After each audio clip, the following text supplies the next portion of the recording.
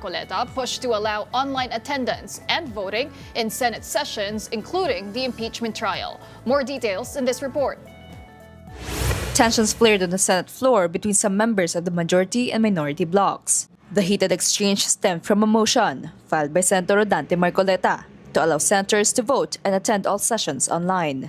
This would include the impeachment trial, where the Senate convenes as an impeachment court, but the motion has yet to go through the Committee on Rules. That is why Senate is rushing the process. Under the current rules, online attendance is allowed only during a national emergency. Or is it because, Madam Chair, they're in a hurry because of news reports that probably two of our colleagues might land in jail this weekend? Is that the reason why? Is that the reason why they have to have this inserted, the Section 41C, para makaboto po kung sino man yung makukulong dahil sa announcement ng ombudsman na mailalabas na po ang warrant ng ilan sa mga kasama natin. The ombudsman earlier said Senator Jinggoy Estrada will be charged on Thursday in connection with the flood control scandal.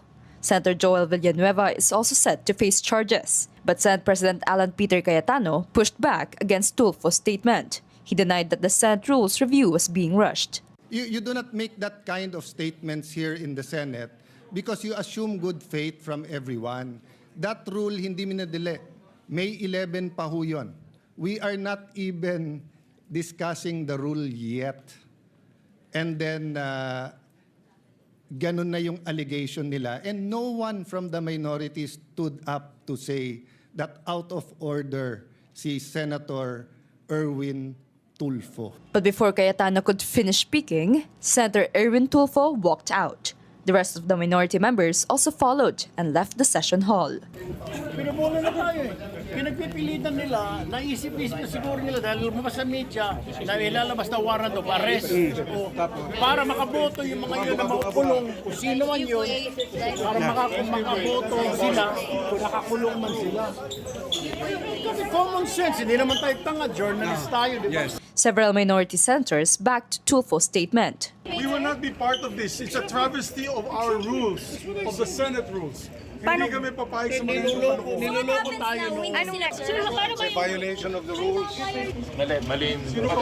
That the majority's alleged rushing of the motion violates Senate rules. Mali yung gagawin nilang pagboto eh. Mali batay sa mga rules. Mali yung proseso. Wala pa ng debate sa substance. Bakit po sa tingin niyo gagawin sa proseso? Gusto nilang mangyari ngayon yun? Hindi nga tayo umabot sa pag-debate sa substantive kasi hindi nila sinusunod yung sariling rules. Teleconference, ginagawa lang yan kung may pandemya. Wala yung pandemya ngayon. Walang national emergency. But Senator Robin Padilla, who is part of the majority bloc, said he wished the debate had continued. Comment ko? Yes, sir. Sayang, ang ganda pa naman ng debate. Sana sa susunod, tuloy-tuloy yung debate para yan naman talaga ang silbi ng democracy. Tuloy-tuloy ang debate. Your comment, sir, dun sa... Sayang, ganda na eh. Before the minority walked out, Senators Risa Hontiveros and Rodante Marcoleta were also seen arguing while the session was suspended. After the walkouts, some minority senators posted a group photo on Facebook with the caption, "Solid Minority." Now, the Office of the Ombudsman announced it will soon go after Senators Jinggoy Estrada and Joel Villanueva in connection with the flood control scandal. Mobile journalist Arles de los Santos has this report.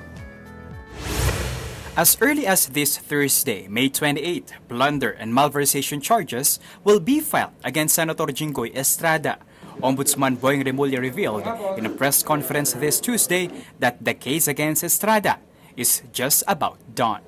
Ang pinakamalapit na, hinog na, at pipirmahan ko maya-maya yung information against Senator Jinggoy Estrada.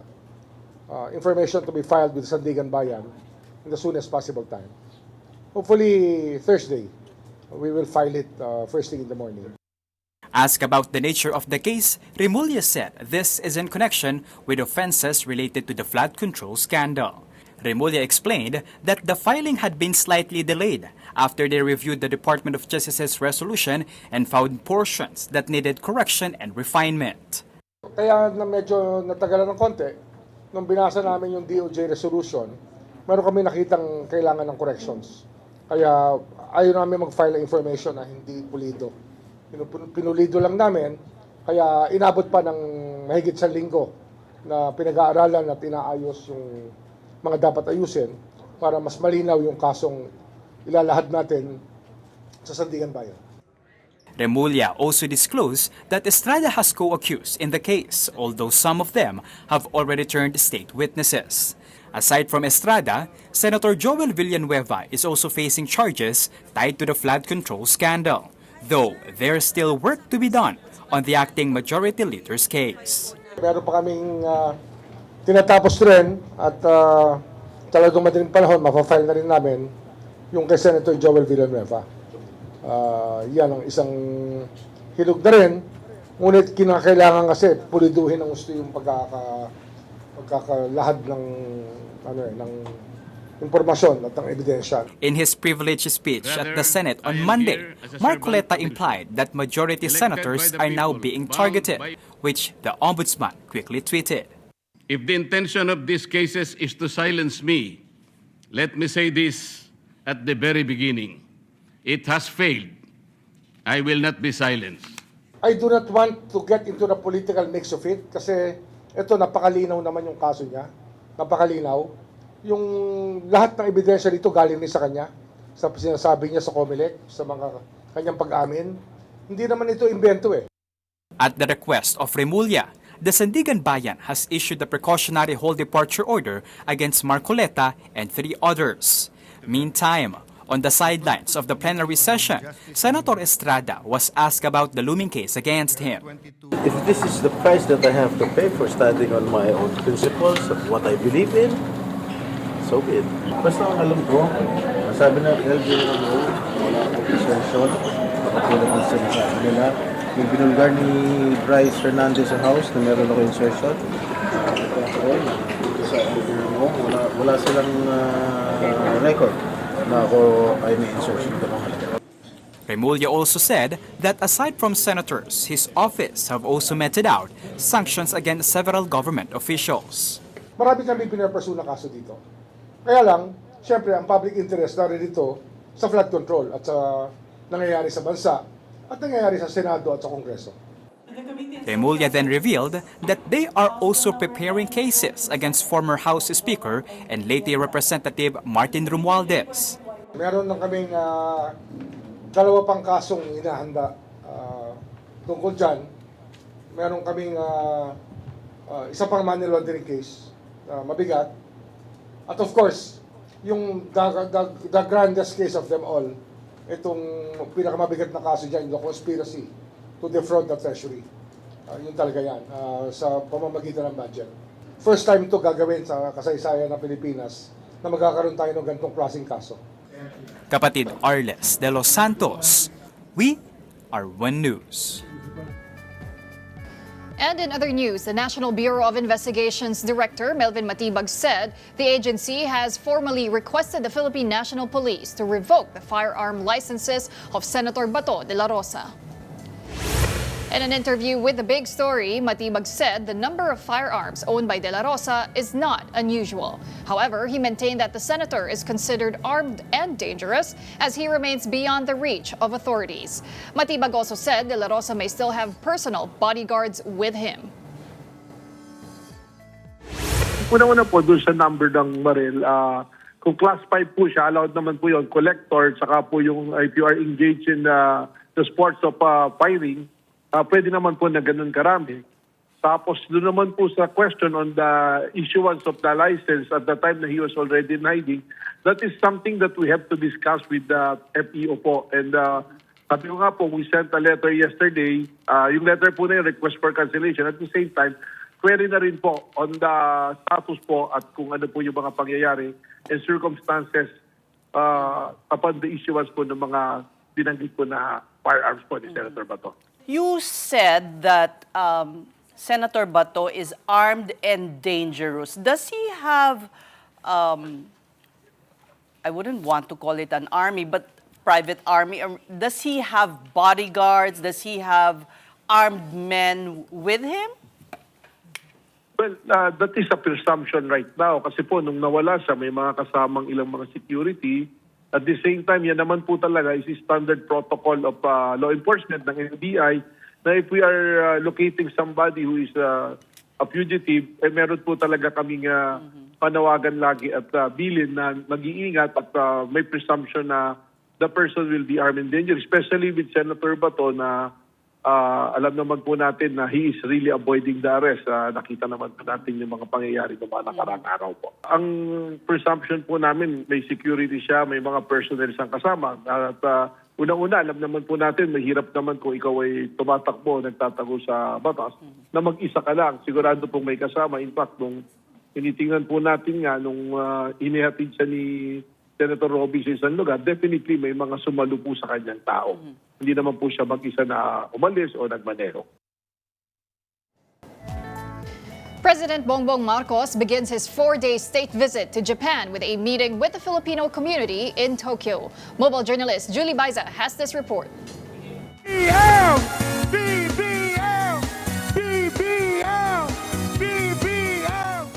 Just arriving in Japan for a 4-day state visit, President Bongbong Marcos immediately met with the Filipino community there last night. Joining the meet and greet with the Philcom were First Lady Liza Arneta Marcos and several cabinet members, including DTI Secretary Cristina Roque, DA Secretary Francisco Tiu Laurel, and DFA Secretary Maria Teresa Lazaro. In his speech, the President outlined the purpose of his visit. Pinaunlangkan po natin ang kanilang paanyaya dahil ito po ay nagbibigay sa atin ng pagkakataon na mas patibayin pa ang ugnayan ng ating dalawang bansa sa iba't ibang larangan, lalo na sa pagsulong ng kapakanan at proteksyon ng ating mga manggagawang Pilipino dito sa Japan, gayon din sa komersyo at sa kalakalan, tanggulang pambansa at pangrehiyon at marami pang iba. The President also said the government will continue to advocate for the rights of Filipinos to secure decent livelihoods abroad. He also had a message for young Filipinos in Japan to take every opportunity for growth and development. But he also had this reminder. For us to thrive here, we need to be masters of the art of integration. We must respect the local laws, embrace the culture, and learn the language. However, integration does not mean assimilation. It does not mean forgetting your roots and abandoning who you truly are. Our greatest asset is our unique identity. Meanwhile, the President expresses gratitude and recognition to parents and OFWs in Japan. He said they have served as the foundation of the strong relationship between the Philippines and Japan. Manatili po tayong tunay na kaibigan ng mga Hapon sa ating mga komunidad at pamayanan nang sa gayon ay maipakita at maipabatid natin sa kanila ang pagiging tunay na Pilipino. As of June 2025, there are 349,714 registered Filipinos residing across various regions in Japan.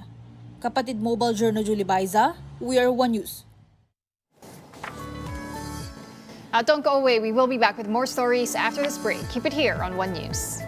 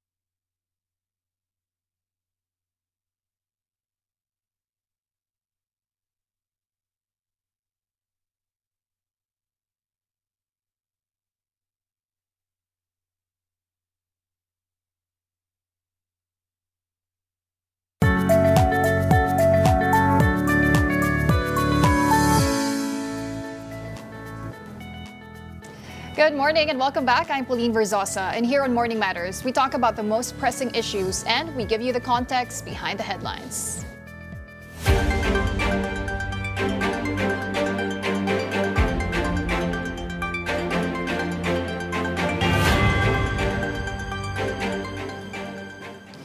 The online voting issue has triggered a heated clash at the Senate. Senator Rodante Marcoleta wants senators to be allowed to attend and vote online, including during the impeachment trial. But minority senators questioned the timing, saying the motion has not yet passed through the Committee on Rules. They also pointed out that under current rules, online participation is allowed only during a national emergency. Senate President Alan Peter Cayetano denied the rules review is being rushed, but the exchange ended with the minority bloc walking out of the session. And now to help us understand the legal and constitutional issues surrounding the Senate's online voting proposal, we are joined by Integrated Bar of the Philippines President, Attorney Alan Panulong. Good morning, Attorney, and welcome back to Morning Matters. Hello, Pauline. Good morning, and thank you again for inviting me here. All right, first of all, Attorney, we saw another dramatic confrontation unfold yesterday at the Senate, but this time it was over the proposal to allow senators to vote electronically and participate remotely. First, Attorney, what does this latest incident say about the dynamics, the power dynamics now inside the Senate? Obviously, even though Senator Bato is, is not physically present, they want him to be involved in the proceeding because, if Senator Bato cannot be or won't be able to participate in the deliberations, especially during the impeachment proceeding, so it will have an effect on the voting. Yeah, it will have an effect on the voting because, the quorum is only, the requirement for quorum is only 13. And that, sorry. Attorney? I cannot hear you. Yes. Yes, please go I ahead. hear a lot of noises. Yes. Okay. Yes, so may epekto po yung absence ni Bato. That's why they wanted to have his participation via teleconferencing. Now, yes. And for simple votation, the only requirement is only 11. Majority, simple majority. So with this, the Senate minority has good chances of actually, having a good flow of the proceeding. And it would be to their advantage. Well, Attorney, under the current Senate rules, remote participation is only allowed during force majeure or national emergency. So with this amendment introduced by Senator Rodante Marcoleta, do you think there is actually a legitimate argument to amend this rule allowing remote participation? Well, obviously, the reason advanced by the proponent does not fall under the exception because it's force majeure or national emergency. The legal impediment of Senator Bato to attend the session, it does not fall within that exception. So the Senate minority has good reason really to object over the introduction of the amendment of that procedure in their session. And procedurally, Attorney, how important is an amendment to a rule?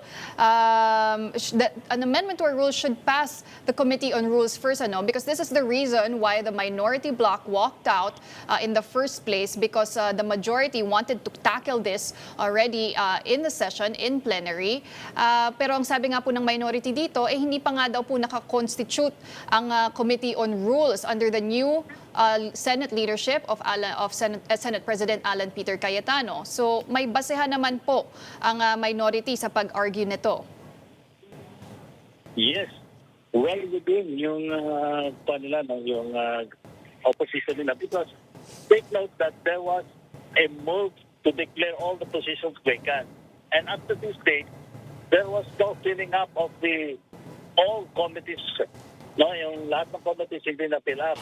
Having said that, any proposal to amend the rules should be properly goes through the committee on rules, because the committee on rules will have to evaluate, study, and recommend whether the proposed amendment is feasible or really allowed under the rules. So, may malaki po yung ground ng minority. No? It is understandable that that's why they walked out during the session yesterday. Because apparently, that is a opposed to the tradition of the Senate. And procedurally speaking, it is also contrary to the rules.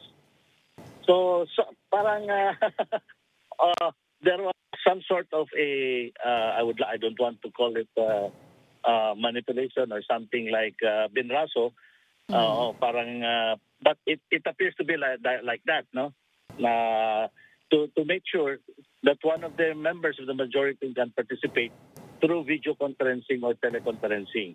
So it is unprocedural insofar as the Senate. And the minority here, attorney, is arguing na parang nire-railroad nga itong amendment, minamadali. So could that raise any legal or constitutional concerns? Well, the rules is purely internal to the Senate, so they have to settle that among themselves. But procedurally speaking, since there was failure to refer this to the Committee on the Rules, so pwedeng it gives us a legal controversy, which may be susceptible to the question. But at the end of the day, the Senate is an independent body and it's a collegial body, and they themselves can resolve their internal issues, no? So it would depend on the leadership of the Senate if they will hear the minority. Otherwise, it may ripen to a actual legal issue or controversy, which may be susceptible to a question of law, which may be end up with the court deciding on it. And of course, attorney, as we know, the Senate has already also convened as an impeachment court, and ito pong trial ni Vice President Sara Duterte is forthcoming. It will begin by July 6. Para sa inyo po ba, attorney, dapat mas strict talaga din ang standard when it comes to attendance and voting for the senator judges compared to regular sessions, and therefore such amendments, such change allowing senators to vote remotely is unacceptable? Well, considering the importance or the significance of the impeachment trial, since the second highest official of the land is the subject of an impeachment proceeding, it is but logical that the senators should all be present, no? So it would be an irony if they are acting as senator judges, but they don't do it with utmost seriousness. So hindi pwede yan. Pangalawa is that this is a very critical issue as far as the presentation of the evidence is concerned.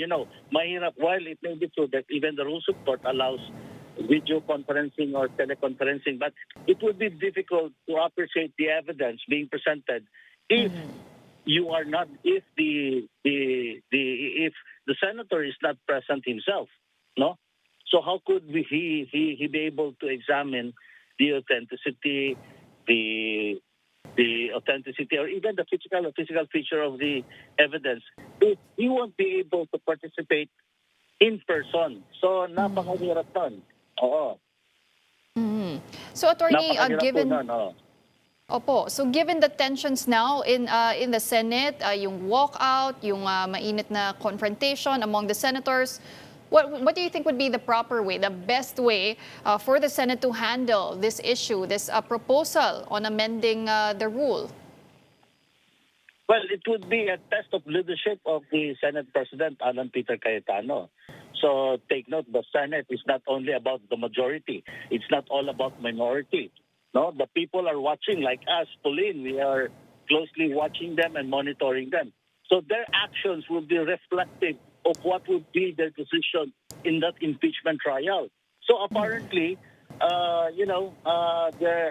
may mga move, no, na just to maintain the cohesiveness or the solid yung grupo nila. So kaya they wanted to have teleconferencing. So nakikita yung hindi magandang implikasyon. So my point is that the Senate, no, the Senate President himself, no, he should look into the bigger picture. So it should be in the interest of everyone, not only for the interest of the majority or for an interest of a single or a member of the Senate. Yeah, otherwise it will erode the institution. So that would be the impact on any actions that they would do, which would not promote justice, which would not promote fairness, which would not promote due process, and more importantly, which would not promote accountability. So yan ang pinakamatindi ko niyan. And Attorney, how significant as well is this announcement from the Office of the Ombudsman that it will be going after Senators Jinggoy Estrada, Joel Villanueva in connection with their alleged involvement in the flood control scandal? Well, it will really it will pose a greater impact supposing the Ombudsman was able to file indeed the cases, no? And then there is a finding of probable cause and a warrant of arrest will be issued against these senators. So once the warrant of arrest will be served to them, so they will be prevented from participating in the impeachment process. So they cannot perform their function as a senator judge. So, well, it will have an effect. It will have an impact, including the deliberation during the impeachment and ultimately when they cast their vote to decide on the fate of the articles of impeachment. So ganun po yung mangyayari. All right, well, we're going to leave that there for now. Thank you very much for joining us this morning. That was Attorney Alan Panalong, President of the Integrated Bar of the Philippines. Thank you, Attorney. Thank you so much, Pauline. All right, now do stay tuned. Morning Matters will be back after this short break. Stay with us.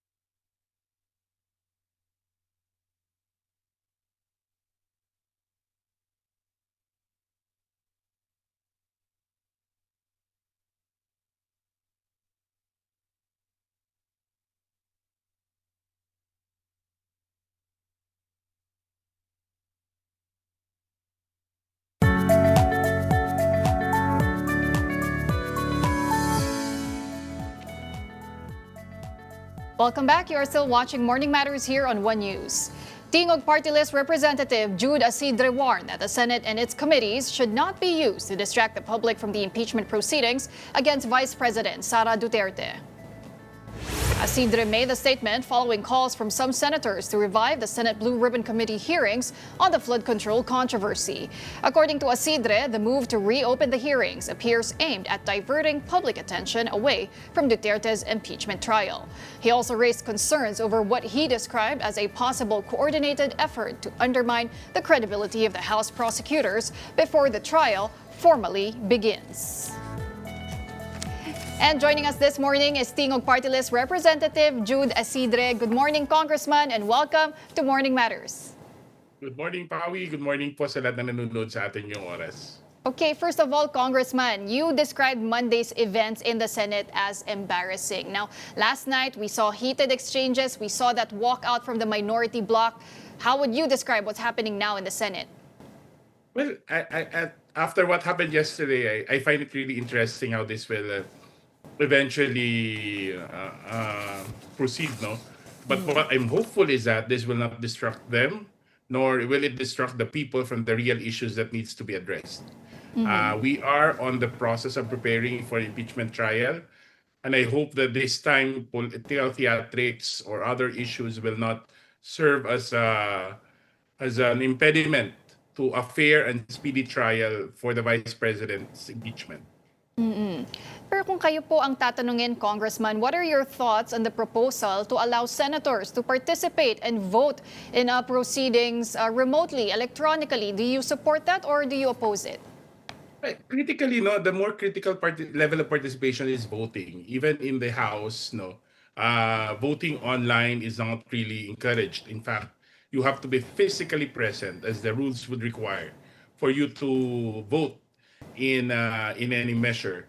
So much more for the impeachment of the Vice President. I think the role of a senator judge, for that matter, is requires full attention, probably even physical participation, because when you're a judge, you know, you have to observe also the demeanor of the witnesses, the tone of the language, which I think would be impeded if one were to participate only online. I think the gravity of the role that they would have to play requires their physical presence. So, if there were to be an amendment to this rule, Congressman, under what conditions should remote voting or participation be allowed in the Senate, or if at all? If at all, no, definitely not in an impeachment trial. I don't think that possibility was ever considered in the drafting of the rules. Of course, we have to accept that the higher levels of technology have kind of changed the way we do work, no? But for a matter as grave and as important as the impeachment of the second highest official of the land, I think there is no substitute to physical presence especially during the voting. Well, you said, Congressman, that the Senate must not be used to sow intrigue and to distract the public from the impeachment proceedings. So do you see all of these as just diversionary tactics? Well, if you were to ask me, no, and I'm sure many of our kababayans would agree with us that it seems like the timing is suspect, no? Diba? Of all time, it is when. It is at this point that we're discussing all these things, all these issues coming out. In the last few days, there has been conspiracy theories or political fiction being discussed about a possible constitutional change or the extension of the term of the president. I think these are issues that have no basis, but yet are being constantly pushed, no? Parang ginagalit ang tao.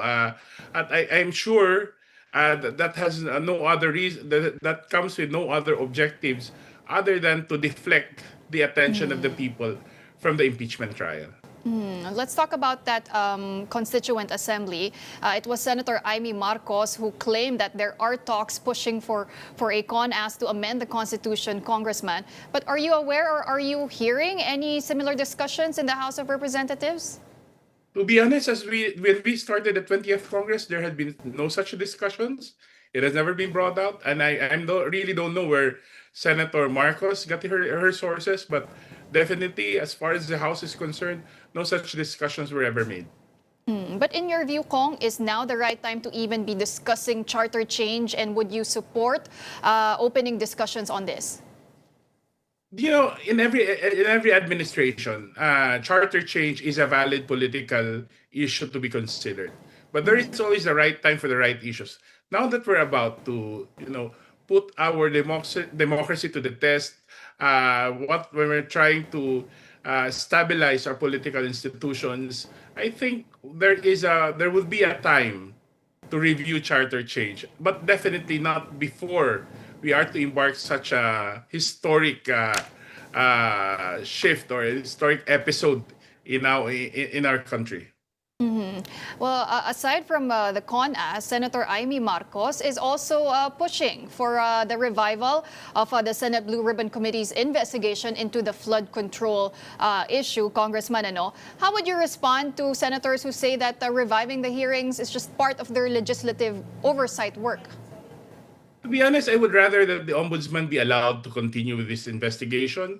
The proper forum for this point, after all the investigations have been made, now belongs to the courts. Cases have started to be cases have been filed. They have started to file cases against certain individuals, and I think we should stay due course. No, in fact, in all these issues regarding flood control, I understand that many members of Congress, many government officials have been implicated or been named. But I would rather that we allow the process to continue on the basis of evidence. The same deference, the same discipline, no, and the same due process that we're also giving to the vice president in the impeachment trial. Remember, accountability cannot be done with shortcuts. And now that we've submitted ourselves to the rule of law, and we've submitted ourselves to the process of seeking accountability through the proper channels, shortcuts will only serve as distractions. Shortcuts will only muddle the issue. So let's allow the ombudsman to do its job, no? And let's have the whole focus of the country, especially the Senate. I would rather that they focus their energies on the role as senator judges, because only the Senate has the power to either acquit or convict the vice president in an impeachment trial. Well, speaking of the ombudsman, Kong, Ombudsman Boying Remulla already said that he is preparing to file a grand case against former House Speaker Martin Romualdez for alleged conspiracy to defraud the National Treasury and money laundering. What do you make of the seriousness of these allegations? Well, we have yet to see the evidence, no? Even his own statement has said that they are still looking for the label, no? I really don't know what to make out of it. And I am confident naman in the same way that the former speaker has presented himself, has always cooperated with all the investigation. I feel that we're confident that in the end, the truth will be ferreted out on the basis of evidence. What we hope to see, though, is a fair and impartial investigation, as well as a hearing in the court of law. But Kong, what impact could a high-profile case like this involving the former speaker have on the credibility of the House of Representatives as an institution? Well, honestly, you've seen the way the House has done its impeachment process in the past few weeks, in the past few months. We have presented the evidence. It was an open hearing. The people were able to see for themselves how the congressmen, the members of the Justice Committee were able to come up with a decision. I think that will speak for itself. No, it cannot. We must not fall into the trap of muddling all the issues. Each of the branches of government have the role to play in this process of the impeachment, which is, of course, provided by the Constitution. The House has the duty to determine probable cause. The Senate has the duty of hearing the case, of conducting the impeachment trial. And I think I'm confident, I can say with all confidence that the House, in carrying out its role, has satisfactorily performed its mandate, and that could be evidenced by the number of votes who agreed to transmit the articles of impeachment to the Senate, as well as the growing public confidence in the process that's being done by the House of Representatives.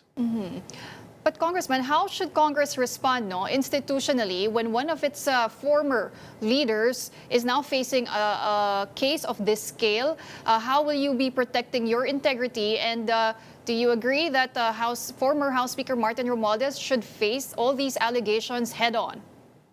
Well, the former speaker, in all fairness, always has not left the country, has always cooperated with all investigations, and we're all in the process of ferreting out the truth in a fair trial. I think that speaks for itself, no?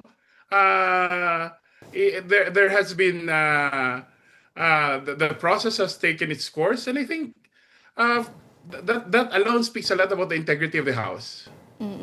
All right. Okay, now going back to the Senate, Congressman, you warned that the Senate impeachment court should not become a political war room or a campaign headquarters for any political faction. But do you think, just basing it on recent events, this is now becoming more common in Philippine politics? Well, political drama has always been part. When passionate discussions are being done, there's always this tendency for emotions to be heightened. No? But I hope that all our actions will serve to clarify the issues rather than distract the attention of the people. This is political drama is inevitable. There will always be impassioned gestures, action statements. But then again, we have to also take responsibility for what the people should know and what they will have to understand in the whole process that we're undertaking, diba? We cannot allow the theatrics to dominate the headlines and distract the attention and the appreciation of the people. Well, you actually also mentioned, Congressman, the possibility of a coordinated political demolition job against the House prosecution panel and the impeachment process. Tell us more about this, what you claim to be a coordinated political demolition job. Well, to be honest, if you look at the different statements being made, no, even in social media, especially with all these baseless accusations made online, criticisms, we can see a pattern. No? We can see a pattern of efforts to undermine the House prosecutors. I can only speak for myself. I cannot speak for the institution. I cannot speak for the members of the prosecution. But I can tell as a third-party observer that there seems to be a coordinated effort to undermine their integrity in an effort definitely to derail the process or probably to even drag down the growing confidence and interest of the people in the impeachment process. If you were to advise the House prosecution panel, Congressman, what should they be most cautious about as the impeachment trial of VP Sara approaches? I can say with full confidence that our House prosecutors are in the best position to defend to pursue the case, no, to protect, to defend the position of the House, the articles of impeachment. And I think they're very prepared to do their role. And I don't see any reason for them to be distracted, knowing that we are convinced that we are definitely on the right side of history. And Congressman Shel Diokno told us the other night that ang magiging strategy daw po ng House prosecutors in this trial is to just focus on the evidence, strictly on the evidence. There will be no theatrics, no grandstanding, no drama. What do you make of that strategy from the prosecution panel, Kong? I cannot think of any other way for them to do it. No? Many of the members of the House prosecutors have extensive experience in litigation. They've been part of the Justice Committee hearings. They've seen the evidence for themselves. We were able to participate fully in the clarificatory hearing. So I think the strategy, as mentioned by Congressman Diokno, seems to be the right way forward. But how do you think the House prosecutors can keep this impeachment trial focus on the merits, no, Congressman? Focus on the evidence itself rather than being drawn into the political tensions and issues we are seeing at the Senate? Well, if you ask me, our situation when we were conducting the House Justice Committee hearings weren't any different, right? But you've seen the chairmanship of Chairperson Luistro as well as the other members of the committee we really focused on the evidence. In fact, we were able to. I would say that it was one of the few processes that we really stick to the letter of the rules. No, so that discipline has been long imbibed in the process of the House. When you have evidence, when you have strong evidence to build your case on, there will be no need for theatrics. But how confident are you, Congressman, that the Senate will reach a conviction in this impeachment trial of VP Sara Duterte? I don't want to get ahead of the Senate. They have a role to play. Ours is to defend the case. Ours is to defend the role of the prosecutor is to pursue the articles of impeachment. And I think it would be in the best interest of our democracy to let the process go. What we're asking for the Senate is for them to conduct the role, to fulfill the role in hearing the case. And I think that would be the best way forward for the country. Do you expect Vice President Sara Duterte to appear in the hearings or in the trial to participate? Because during the House clarificatory hearings, the Vice President did not show up at all. I'm not so sure, that I think the Senate, the office of the Vice President would be the right office to ask, but we're hopeful. I'm hopeful because this could also be the opportunity for her to have her side heard. Not only by the impeachment court, but also by the Filipino people. And I'm curious also, Congressman, what do your constituents think about this impeachment trial, this whole impeachment process, especially because the camp of the Vice President say this is all politically motivated to stop her, to maybe reduce her chances of winning in the 2028 elections, now that she has already signified that she will indeed be running for president in 2028? If you talk about our constituents, our position has actually not changed even before the last elections.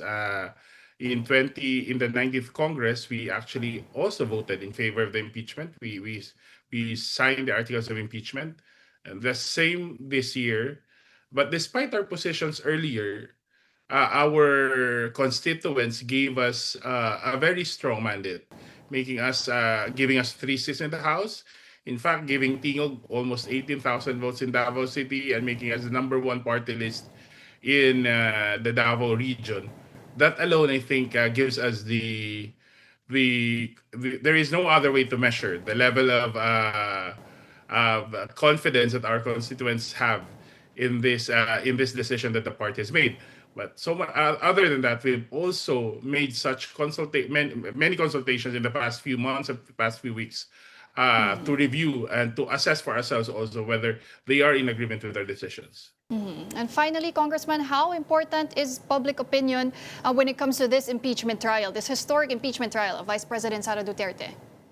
Well, the public opinion is very important, especially if we go beyond just opinions, but actually participate in the discussions, try to understand the issues on hand, and really monitor the process as it goes through the Senate.